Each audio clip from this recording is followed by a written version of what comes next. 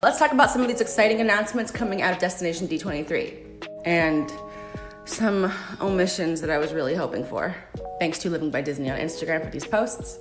Okay, obviously the biggest okay, interesting, is coming to Animal Kingdom. We all knew that they were replacing Dinoland USA, but they kind of teased at D23 proper last year that this would be maybe a Moana and a Zootopia reimagining, and they just went completely, nope, they did something entirely different with Encanto and Indiana Jones, which frankly I'm more excited about. It didn't make sense to bring Moana again after they just put in Journey of Water, which frankly should have gone into Animal Kingdom in the first place, but this looks lovely. It's gonna be interesting to see Encanto and Indiana Jones kind of merging, but Indiana Jones is a world traveler, so why can't he go to Colombia? Totally fine. I'm just mostly surprised that they really went all the way left field with this, given what they've already told us at D23.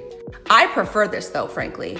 And it's so obvious that they're just gonna turn the dinosaur ride into the Indiana Jones ride. It is literally track for track, I'm pretty sure, the exact same ride. I wonder how long that transformation will take. I am the rare person who actually likes the ride dinosaur. I would prefer it not to just be a carbon copy of the existing Indiana Jones attraction.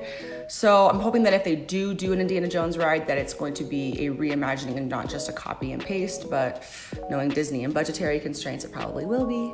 I don't like when every park has the same ride. I don't like clones. I wanna have a reason to go to a different place. But if they're gonna make a whole land Indiana Jones, I mean, that's basically what Adventureland is already, you know what I mean? So it'll be interesting to see what ends up panning out with this. But I am excited for Encanto. Zootopia is going into Animal Kingdom as replacing It's Tough to Be a Bug, which I think is a great idea. That needs a refresh. It's still an adorable attraction, but Zootopia is definitely more relevant, and it would be a great way and a very inexpensive way, I would think, to update that attraction and bring people through. I much prefer this to a whole land, honestly, because I like Zootopia. I don't love Zootopia. I definitely like Indiana Jones and Encanto more.